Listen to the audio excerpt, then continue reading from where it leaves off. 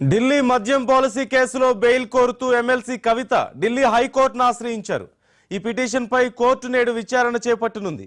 Bail ఇవ్వాలంటూ కవిత rows avenue CBI ప్రత్యేక న్యాయస్థానాన్ని ఆశ్రయించారు. ప్రత్యేక కోర్టు ఆమె బెయిల్ పిటిషన్ను ఇటీవల తిరస్కరించింది. దీంతో ఆమె ఢిల్లీ హైకోర్టును ఆశ్రయించారు. ఆమె తరపున న్యాయవాదులు పిటిషన్ వేశారు. తెలంగాణ లోక్సభ ఎన్నికల్లో బీఆర్ఎస్ పార్టీ స్టార్ క్యాంపెయినర్లలో కవిత ఒకరని, అందుకే ఆమెకు బెయిల్ ఇవ్వాలంటూ రౌస్ అవెన్యూ కోర్టును కోరారు. అంతేకాకుండా మహిళగా పిఎంఎల్ఏ సెక్షన్ 45 ప్రకారం బెయిల్ పొందే అర్హత ఆమెకు ఉందంటూ కోర్టుకు తెలిపారు. అయితే కవితకు బెయిల్ ఇచ్చేందుకు రౌస్ అవెన్యూ కోర్టు నిరాకరించింది. మార్చి 15వ తేదీన ఢిల్లీ మద్యం పాలసీ కేసులో ఈడీ అధికారులు కవితను అరెస్ట్ చేశారు. నాటి నుంచి ఆమె తిహార్ జైల్లో ఉన్నారు. న్యాయస్థానం పలుమార్లు ఆమె జ్యుడిషియల్ రిమాండ్ను పొడిగించింది. ఏప్రిల్ 11న సిబిఐ అధికారులు కూడా కవితను అరెస్ట్ చేశారు.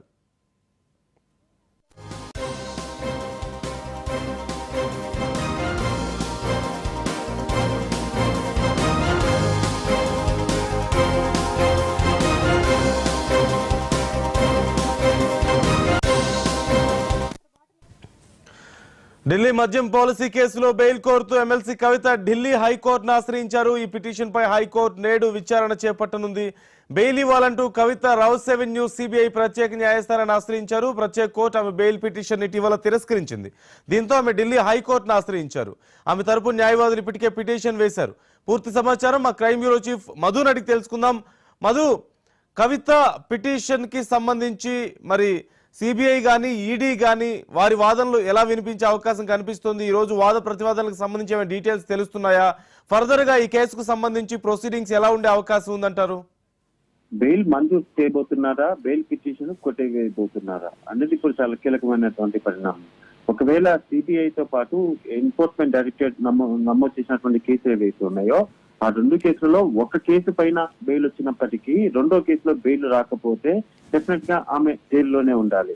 మరి ఏం జరగబోతుంది? రౌస్ అవెన్యూ కోర్టు ఇప్పటికీ ఈ రెండు కేసులకు సంబంధించి అంటే రెండు శాఖలు పెట్టినటువంటి ఒకే కేసు ఏదైతుందో ఆ కేసుకు సంబంధించినటువంటి బెయిల్ పిటిషన్లను ఆల్రెడీ రౌస్ అవెన్యూ కోర్టు కొట్టివేసింది. సో కొట్టివేసిన తర్వాత దాన్ని సవాలు చేస్తూ కూడా ఇప్పుడు ఆమె ఢిల్లీ హైకోర్టులో ఒక పిటిషన్ దాఖలు చేశారు. ఈ కేసుకు సంబంధించి ఇప్పటి వరకు కూడా సిబిఐ అధికారులు కావచ్చు, ఎన్ఫోర్స్మెంట్ డైరెక్టరేట్ అధికారులు కావచ్చు, ఈ రెండు డిపార్ట్మెంట్లు కూడా తనను విచారించారు. వాళ్ళకి కావాల్సినటువంటి సమాచారం అంతటినీ తన దగ్గర నుంచి సేకరించారు. తన మొబైల్ ఫోన్స్ ని కూడా స్వాధీనం చేసుకున్నారు. కాబట్టి ఇంకా ఫర్దర్ గా ఈ కేసుకు సంబంధించి ఏదైనా ఉంటే నేను ఇద్దరికి కూడా అంటే సిబిఐకి కావచ్చు, ఈడీకి ఇద్దరికి రెండు శాఖలు కూడా సహకరిస్తాను. తనకు బెయిల్ మంజూరు చేయాలి. ఇప్పటికే అరెస్ట్ చేసి చాలా కాలమైన నేపథ్యంలోనే బెయిల్ మంజూరు చేయాలంటూ కూడా అందులోనూ ఈ సిబిఐ కానీ ఈడీ ఇద్దరు కూడా పాటించాల్సినటువంటి ఏ మాత్రం కూడా ఒక మహిళ విషయంలో పాటించాల్సినటువంటి పాటించకుండా అక్రమంగా అరెస్ట్ చేశారంటూ కూడా తన వాదనలు అయితే వినిపించారు. కానీ ఈ సేమ్ వాదనలు ఇప్పుడు హైకోర్టులో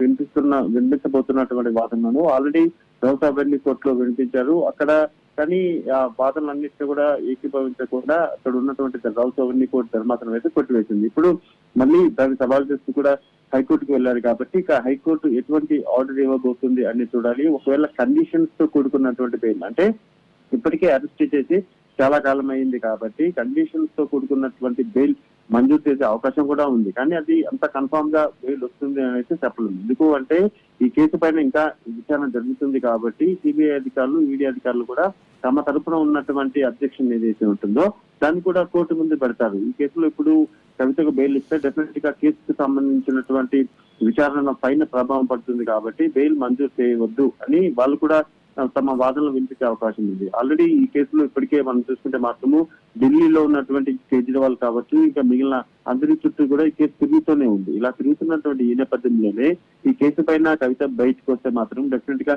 కేసు మీద ఇంపాక్ట్ ఉంటుంది. కాబట్టి బెయిల్ మంజూరు చేయవద్దు అనేది సిబిఐ అధికారులు అడిగే అవకాశం ఉంది. సో ఏదేమైనప్పటికీ వాదనలు రెండు వైపుల వాదనలు విన్న తర్వాత ఢిల్లీ హైకోర్టు ఎటువంటి ఆర్డర్ ఇవ్వబోతుంది అనేది మాత్రం చూడాలి. Right, thank you Madhu.